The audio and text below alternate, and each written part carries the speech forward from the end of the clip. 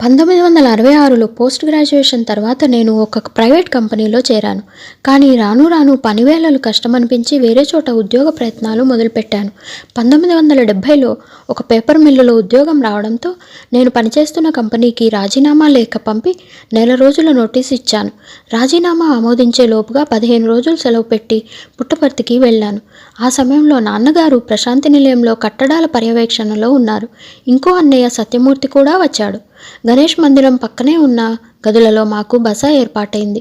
నేను వెళ్ళిన రోజునే స్వామి నన్ను పలకరించగా పేపర్ మిల్లులో ఉద్యోగం వచ్చిన విషయం విన్నవించాను.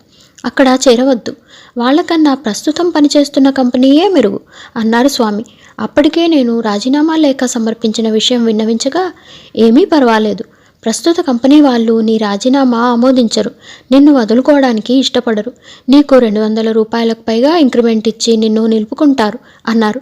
స్వామి సన్నిధిలో ఆ 15 రోజులు 15 క్షణాలుగా గడిచిపోయాయి. ఆఖరి రోజున స్వామి వద్ద సెలవు తీసుకోవాలని ప్రయత్నించాను.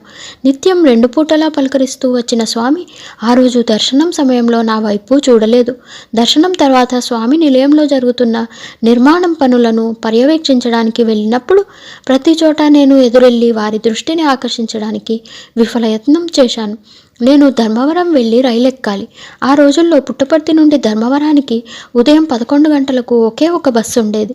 ఇంకా మనసులో స్వామికి నమస్కరించుకొని బస్టాండ్కు బయలుదేరడానికి నేను సామాన్లు సర్దుకుంటూ ఉంటే మా అన్నయ్య సత్యమూర్తి పరిగెత్తుకుంటూ వచ్చి, స్వామి నిన్ను పిలుస్తున్నారు అన్నాడు.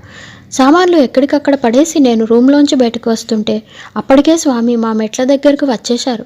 ఏమిటి, ఈరోజు వెళ్తున్నావా అని అడుగుతూ ఎంతో ఆప్యాయంగా మా ఇరువురి భుజాలపై తమ దివ్య హస్తాలను ఉంచి మందిరం వైపు అడుగులు వేశారు. ఇంత అదృష్టం మాకు కలగడానికి కారణం పుణ్య దంపతులైన మా తల్లిదండ్రులే.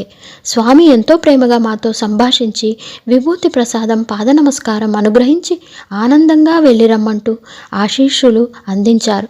నేను బస్టాండ్కు చేరుకునేసరికి 11:30 అయింది. రోజు 11 గంటలకు వచ్చే బస్సు ఆ రోజు 11:45కు వచ్చింది. సర్వజ్ఞులైన స్వామికి తెలియనిది ఏముంది? ఆఫీస్లో మా బాస్ నన్ను పిలిచి తొందరపాటు నిర్ణయం తీసుకోవద్దని, రాజీనామా వెనక్కి తీసుకోమని చెప్పారు. 4 రోజుల తర్వాత మా మేనేజ్మెంట్ వారు నాకు 220 రూపాయల ఇంక్రిమెంటు మంజూరు చేశారు.